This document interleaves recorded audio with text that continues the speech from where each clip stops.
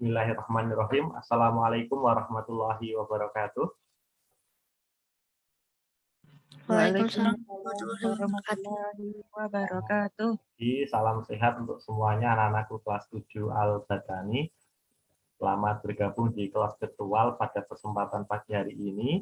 Tidak panjang waktu kita bertemu, tetapi Pak Ari berharap Pak Ari bisa menyampaikan materi-materi pokok yang belum bisa Pak Ari sampaikan. Harusnya di kelas ya, kita banyak kegiatan di kelas, tapi karena keadaan, qadarullah kita harus kembali lagi belajar dari rumah. Tapi tidak masalah, Pak Ari akan mulai materi kita hari ini dengan share screen ya.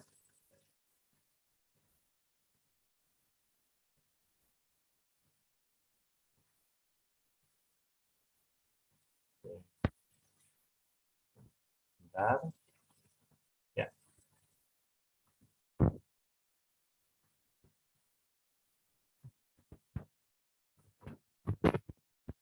Baik, semuanya anak-anakku kelas 7 Al-Badani. Hari ini Pak Ari akan membahas materi baru di bab selanjutnya, yaitu tentang interaksi makhluk hidup dan lingkungannya ya.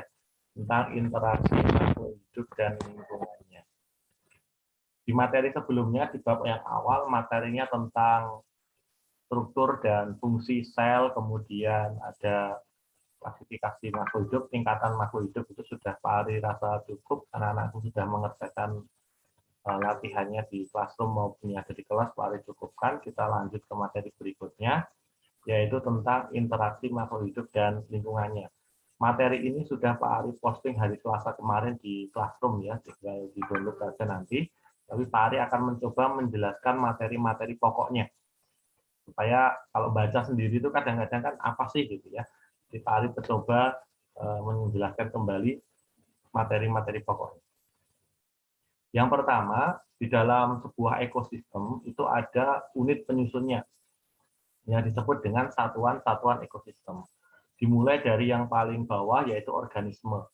Kalau kemarin kita pelajari di bab sebelumnya, sebuah organisme itu disusun oleh bagian yang paling kecil namanya sel. Dari sel kemudian menjadi jaringan, jaringan membentuk organ, organ membentuk sistem organ membentuk organisme. Nah, dalam sebuah ekosistem, kita tidak lagi melihat selnya, tapi melihat dari organismenya. Yang pertama adalah organisme. Organisme yang sejenis berada di dalam satu tempat yang sama, namanya habitat ya, tempat habitat itu makhluk hidup, membentuk sebuah populasi. Contoh, di sini ada Mas Yahya. Mas Yahya sendirian. Berarti Mas Yahya ini adalah organisme. Mas Yahya, kemudian Mas Fadli, Mbak Nurul, sama-sama populasi kelas 7D. Dalam satu kelas, namanya populasi. Semuanya sama ya, sama-sama siswa kelas 7D. Kalau hewan gitu mungkin dalam sebuah kandang isinya burung-burung, semuanya sama burungnya. Itu namanya populasi.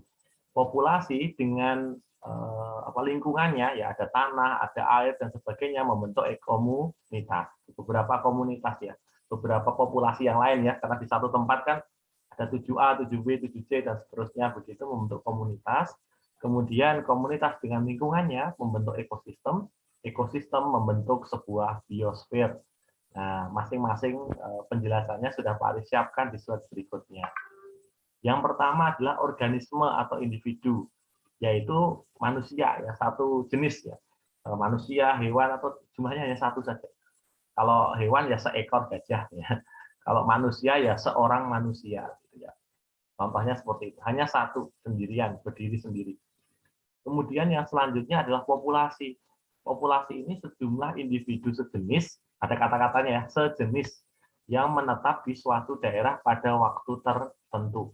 Misalnya populasi gajah di hutan, populasi harimau di hutan Madagaskar, populasi ikan koi di akuariumnya Mas Yahya misalnya. Nah, itu contoh dari populasi. Jadi yang penting ada beberapa jenis atau ada beberapa makhluk hidup yang sejenis berada dalam satu tempat tertentu. Itu ya. Jumlah populasi ini bisa bertambah kalau ada populasi lain yang datang, gitu ya, namanya imigrasi. Atau ada yang melahirkan, misalkan di dalam sebuah tempat itu dia berkembang biak, nanti populasinya bertambah. Tetapi populasi juga bisa berkurang kalau ada yang pergi. Nah, koinnya tadi ada yang beli gitu ya, ada yang membeli gitu ya, atau ada yang meninggal. Akhirnya kan jumlah populasinya juga berkurang. Jadi Populasi itu adalah sejumlah individu sejenis yang menetap di suatu daerah yang sama, gitu ya. Nah, daerahnya itu namanya habitat. Habitat itu tempat hidup makhluk hidup. Nah, itu contohnya. Kemudian komunitas.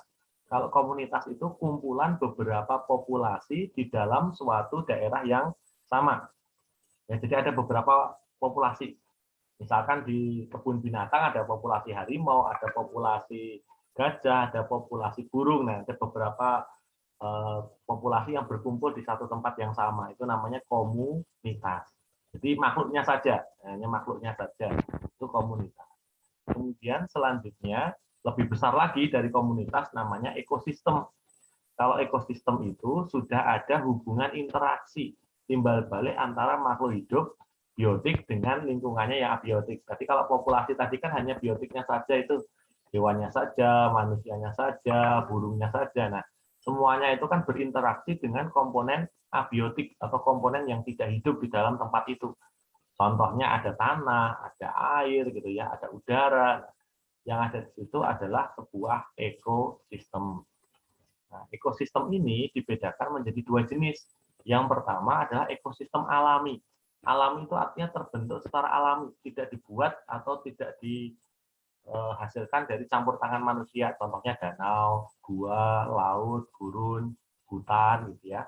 Kalau ekosistem buatan ya contohnya waduk, sawah, hutan wisata, kebun binatang, itu adalah sebuah ekosistem yang dibuat oleh manusia. Jadi antara komunitas dengan ekosistem itu ada perbedaan. Tadi sudah Pak Ari jelaskan sedikit. Bedanya kalau komunitas itu hanya makhluk hidupnya saja atau komponen biotiknya saja. Sedangkan ekosistem itu antara komponen biotik dan komponen abiotik yang ada di sana. Itu perbedaannya ya antara komunitas dengan ekosistem. Jadi kalau komunitas ya hanya ada populasinya saja, ikannya saja, kepitingnya saja, lumutnya saja. Tetapi kalau ekosistem ya yang ada di situ. Misalkan sungai ya ekosistem sungai itu ada apa saja sih? Ada ikan, ada kepiting, ada lumut, ada cahaya matahari yang menyinari, ada air, ada udara. Nah, itu perbedaan antara komunitas dengan ekosistem. Jadi lebih besar atau lebih luas ekosistem daripada komunitas. Komunitas itu penyusun dari ekosistem yang terdiri dari komponen biotik atau makhluk hidup, gitu ya. Itu membedakan antara komunitas dan ekosistem. Kemudian yang paling luas, beberapa ekosistem yang ada di alam ini berkumpul gitu ya. Ekosistem danau, ekosistem hutan, ekosistem laut. Nah, yang ada di dunia, di muka bumi ini akan membentuk bumi gitu ya. Nah, bumi ini adalah biosfer. Biosfer itu adalah keseluruhan kenampakan bumi yang terdiri dari kumpulan berbagai ekosistem. Jadi kalau Pak Ari ulang lagi di awal tadi, pertama adalah organisme ya. Beberapa organisme sejenis membentuk populasi. Beberapa populasi membentuk komunitas. Hubungan komunitas dengan komponen abiotiknya, dengan alam, dengan tanah, dengan air, dengan udara, membentuk ekosistem. Nah, kumpulan ekosistem membentuk biosfer. Jadi urutannya seperti itu. Yang paling rendah adalah organisme, membentuk populasi, populasi membentuk komunitas, komunitas dengan komponen lingkungan biotik abiotiknya membentuk ekosistem, ekosistem membentuk biosfer. Jadi jangan sampai terbalik ukurannya ya, urutannya ya. Tadi terkait dengan satuan ekosistem. Ini contoh ya, seekor singa di hutan, berarti dia organisme. Kumpulan siput dan belut, ya, ada siput, ada belut, berarti komunitas. Kumpulan harimau, hanya harimau saja, itu populasi. Danau, berarti ekosistem, karena di sana ada banyak sekali ya populasi yang ada. Kemudian kumpulan kuda dan kudanil, berarti komunitas. Kalau sawah, berarti ekosistem. Itu contoh ada di materi. Jadi sudah dijelaskan, komponen ekosistem terdiri dari komponen yang hidup, namanya biotik, hidup ya. Bio itu artinya hidup. Abiotik, A itu artinya tidak. Jadi abiotik tidak hidup ya. Nah, kedua komponen ini saling berinteraksi, saling terkait ya. Misalkan komponen biotiknya haus, maka dia butuh komponen abiotiknya air. Jadi saling berinteraksi. Ada kebutuhan di sana. Komponen biotik yang terdiri dari semua makhluk hidup yang ada di lingkungan, kalau berdasarkan tingkatannya dibagi menjadi beberapa tingkatan. Yang pertama ada produsen, yang kedua ada konsumen, yang ketiga ada pengurai atau dekomposer. Ini mengulang materi SD kelas 5 kalau tidak salah. Produsen itu apa? Produsen itu adalah organisme yang mampu menghasilkan makanannya sendiri. Biasanya memiliki zat hijau daun, bisa berfotosintesis. Jadi tumbuhan hijau, padi, jagung, gitu ya. Itu adalah salah satu contoh dari produsen. Dia dibantu oleh cahaya matahari, fotoautotrof untuk menghasilkan makanannya sendiri. Contohnya tumbuhan ya. Jadi tumbuhan itu sebagai produsen. Selanjutnya konsumen. Konsumen itu adalah organisme yang tidak mampu membuat makanannya sendiri. Dia tidak bisa berfotosintesis. Akhirnya dia harus mendapatkan energi dari produsen ya, dengan memakan produsen bagi konsumen primer. Kalau konsumen sekunder dia dapat dari konsumen primer energinya. Jadi nanti akan membentuk rantai makanan ya. Kalau biasa sudah dikenal dulu namanya rantai makanan. Konsumen primer ini yang langsung memakan produsen, berarti dia harus herbivore, harus memakan tumbuhan. Itu nanti adalah konsumen primer ya. Sapi, kambing gitu ya. Tikus juga bisa. Nah, tikus makan padi ya. Jadi sama-sama herbivornya juga bisa masuk. Kemudian konsumen kedua itu yang memakan herbivora, yang memakan konsumen ke satu. Nah, jadi dia pemakan daging ya, karnivor atau omnivor juga bisa, yang memakan segala. Ini tergantung urutannya ya, tergantung bagaimana rantai makanan yang dibentuk. Kalau dekomposer itu adalah pengurai. Dia fungsinya untuk menguraikan sampah organik dari sisa-sisa tumbuhan dan hewan menjadi bahan anorganik. Nah, bahan ini digunakan oleh tumbuhan. Jadi kalau sudah sampai konsumen yang paling akhir ya, misalkan yang paling akhir burung elang tidak ada yang memakan, burung elangnya mati. Nah, ketika dia mati di tanah, dia akan diuraikan. Setelah diuraikan akan menjadi zat makanan anorganik yang dipakai lagi oleh tumbuhan. Nah, tumbuhan dimakan, pemakannya mati lagi, diuraikan lagi, dimakai tumbuhan. Jadi nanti akan menjadi sebuah rantai makanan yang tidak terpisah. Organisme yang memakan sisa organisme yang telah mati disebut detritivore atau detritivora. Contohnya cacing, rayap, ya, serangga tanah. Jadi fungsinya menguraikan itu ya, bangkai-bangkai hewan konsumen keempat, konsumen ketiga yang tidak ada yang memakan itu kan dia akan mati, kemudian diuraikan oleh organisme detritivore atau dekomposer pengurai. Kemudian kalau komponen abiotik itu komponen yang tidak hidup, ya ada air, tanah, gitu ya, udara, kemudian cahaya matahari dan sebagainya. Jadi komponen yang tidak hidup, bukan mati ya. Jadi kalau abiotik itu komponen yang hidup, aku hidup. Kalau abiotik itu komponen yang tidak hidup, bukan mati ya. Kalau mati dia pernah hidup. Jadi contohnya harimau mati. Harimau ya tetap komponen biotik. Jadi bukan komponen abiotik. Jadi abiotik itu memang sejak awal tidak hidup ya. Dia tidak hidup. Non living thing itu bahasa Inggrisnya ya. Tidak hidup, makhluk tidak hidup. Kemudian selanjutnya tentang rantai dan jaring-jaring makanan. Rantai makanan adalah peristiwa makan dan dimakan dalam suatu ekosistem dengan urutan tertentu. Jadi ada tumbuhan, ya, ini ada tumbuhan. Tumbuhan ini sebagai produsen. Dia bisa fotosintesis dengan bantuan cahaya matahari. Jadi dia produsen menghasilkan makanannya sendiri. Produsennya ini dimakan oleh belalang. Belalang ini berarti dia disebut sebagai konsumen yang pertama karena memakan langsung produsen. Belalang dimakan oleh tikus. Jadi tikus ini konsumen tingkat kedua, ya, melanjutkan memakan belalang. Tikus dimakan ular. Berarti ular ini adalah konsumen yang ketiga. Ular dimakan burung elang. Nah, burung elang ini konsumen yang keempat atau konsumen puncak karena dia tidak ada yang memakan lagi nih. Nah, dia konsumen konsumen keempat ini sebagai konsumen puncak. Elangnya mati diuraikan oleh detritivor atau pengurai tadi decomposer. Diuraikan jadi sumber makanan dipakai lagi oleh tumbuhan. Tumbuhan dimakan lagi, itu namanya rantai makanan. Jadi peristiwa makan dan dimakan dalam suatu ekosistem dengan urutan tertentu untuk apa? Untuk perpindahan energi. Jadi energinya dari padi ini ya, padi atau rumput ya, dimakan oleh belalang. Belalang energinya nanti akan pindah ke tikus. Tikus akan dimakan oleh ular, jadi energinya ular. Energinya ular dimakan oleh burung elang mati, diuraikan lagi jadi energi yang akan dipakai lagi oleh tumbuhan. Jadi akan selalu selalu berputar seperti itu namanya dalam sebuah siklus.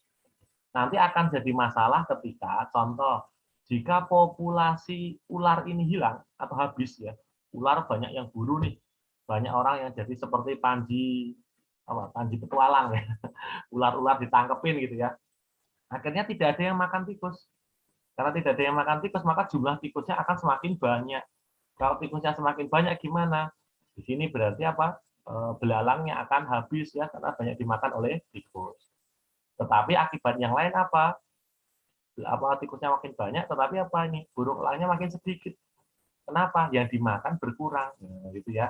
Jadi kalau dalam sebuah rantai makanan, jika ada salah satu bagian yang hilang, maka bagian sebelumnya akan makin banyak karena tidak ada yang memakan, tapi bagian berikutnya akan punah atau berkurang karena tidak ada yang dimakan. Itu prinsipnya seperti itu. Jadi ketika menemukan soal seperti itu, nanti tinggal dilihat saja mana yang sesuai. Ibu, jika jaring-jaring makanan ini ada ya, kalau jaring-jaring makanan, kalau rantai makanan kan hanya ke satu nih. Nah, kalau kumpulan jaring-jaring makanan akan membentuk sebuah jaring-jaring makanannya. Kumpulan rantai makanan membentuk jaring-jaring makanan. Jadi banyak sekali nih. Ada rantai makanan pertama, misalkan burung, ular, elang satu. Burung dimakan dimakan rubah dua, dan seterusnya. Jadi ada banyak sekali kemungkinan rantai makanan yang terjadi di dalam sebuah ekosistem karena produsennya banyak, konsumennya banyak, sehingga akan ada hubungan antara satu dengan yang lainnya. Jadi ini namanya jaring-jaring makanan, kumpulan beberapa rantai makanan. Kalau piramida makanan ini menggambarkan tingkatan trofik ya, tingkatan fungsi makhluk hidup itu di mana, gitu ya. Perannya di mana? Ada yang berperan sebagai produsen, di atasnya adalah konsumen satu, tingkatan trofik 3 itu konsumen 2 dan seterusnya ya ke atas, tergantung sampai berapa jumlah konsumen yang ada. Intinya apa? Intinya ini adalah energi. Energinya itu akan pindah ya dari tingkatan bawah ke atasnya terusnya ya. Jadi itu adalah piramida makanan. Jadi supaya piramida ini stabil, jumlah yang paling banyak harus yang paling bawah. Produsen itu harus selalu paling banyak.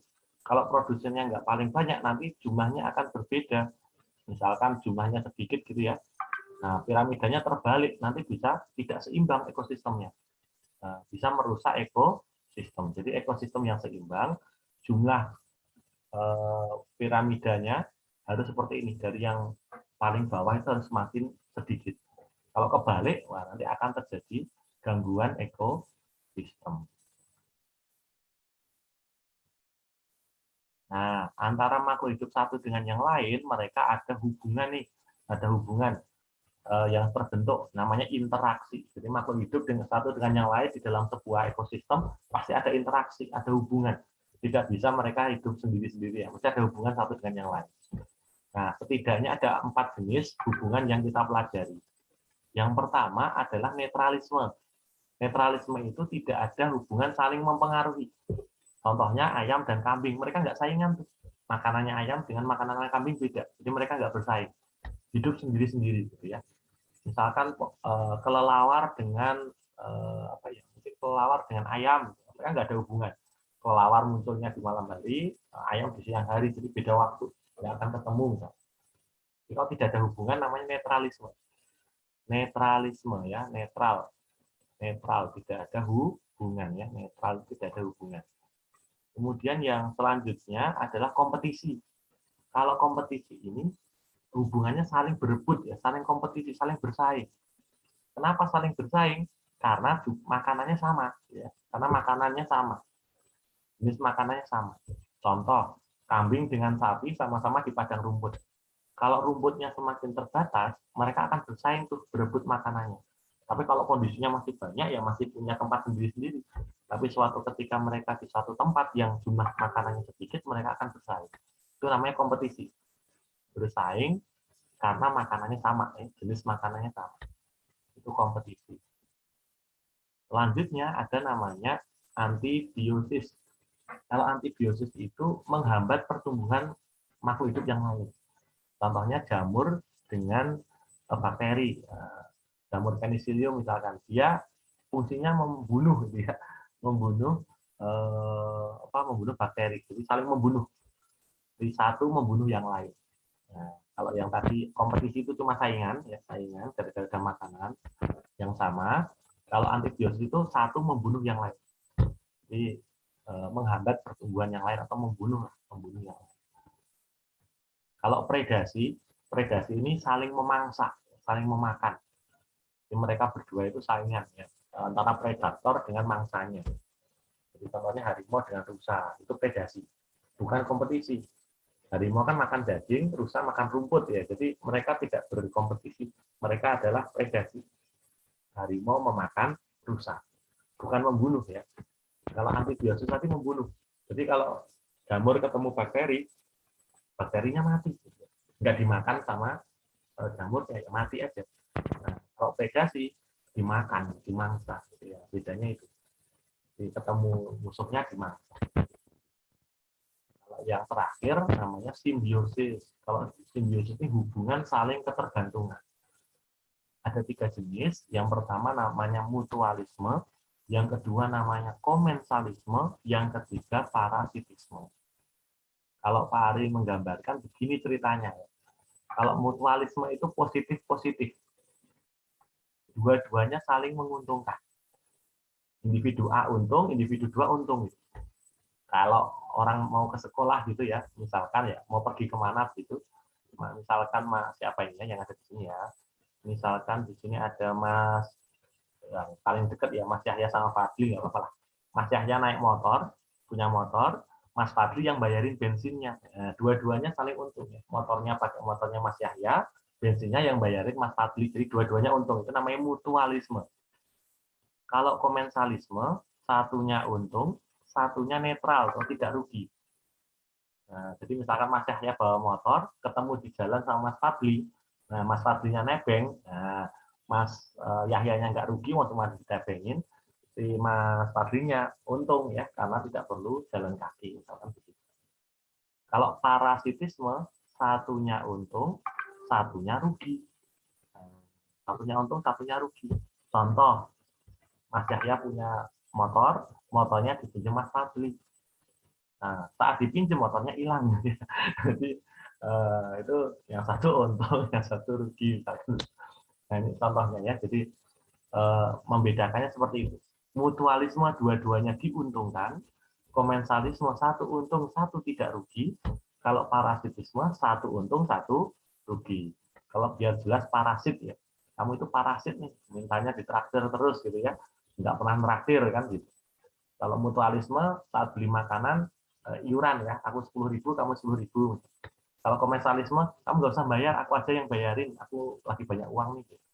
Kalau parasitisme, sudah minta dibayarin, makanannya lebih banyak, makanannya temennya dimakan juga. Nah, itu namanya parasit ya. Jadi jangan mau jadi parasit gitu ya, jangan mau jadi parasit. Oke, itu membedakannya ya. Contohnya, kalau yang mutualisme saling menguntungkan, lebah dengan tanaman bunga ya, lebahnya dapat madu, tanaman bunganya bisa penyerbukan, burung jalak, burung kerbau gitu ya.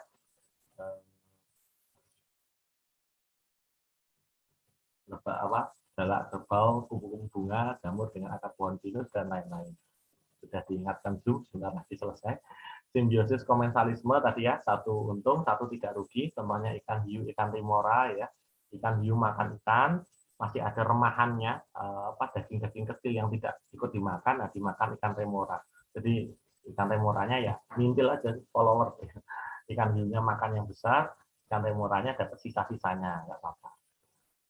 Kemudian untuk yang parasitisme, satu untung, satu rugi, ya nyamuk, gitu ya, digigit nyamuk, gitu ya, benalu, gitu. Contohnya seperti itu. Itu adalah contoh dari simbiosis, mutualisme, dan yang lainnya. Itu saja anak-anakku sekalian, sudah pukul 10 pagi, Pak Ali ucapkan terima kasih sudah bergabung. Materinya sudah ada di Classroom, silahkan dikerjakan atau silahkan dipelajari kembali. Mudah-mudahan kita bisa bertemu di kelas sehingga lebih interaktif lagi untuk contoh-contohnya. Nggak ngebut ya, nggak diburu-buru waktu. Kalau di Zoom itu paling ngebut biar kuota kalian tidak habis dan rekamannya masih ada, jadi masih bisa dilihat setelah ini. Kemudian tugas hari ini di Classroom silahkan dikerjakan. Tugasnya sederhana itu mengerjakan modul, melihat sekeliling rumah, biar kalian keluar rumah lah, melihat komponen biotik dan abiotik yang ada di sekitar rumah kalian. Itu saja dari Pak Ari, terima kasih. Sampai bertemu di kesempatan berikutnya. Assalamualaikum warahmatullahi wabarakatuh. Waalaikumsalam warahmatullahi wabarakatuh. Terima kasih semuanya, Mas Fadli, selamat punya adik baru. Mas Yahya, terima kasih. Mbak Nurul, Mbak Kaila, Mbak Nindi, dan Mas Kevin, serta Mbak Novi ya. Mbak Novi baru bergabung ini ya. Oke, sudah Pak Ari akhiri, bisa keluar dari Zoom dan bisa melanjutkan kegiatan yang lain. Terima kasih semuanya. Terima kasih, Pak. Sama-sama.